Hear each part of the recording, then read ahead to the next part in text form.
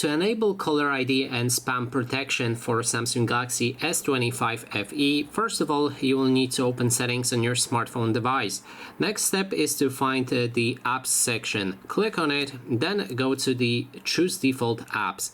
Here select caller ID and spam.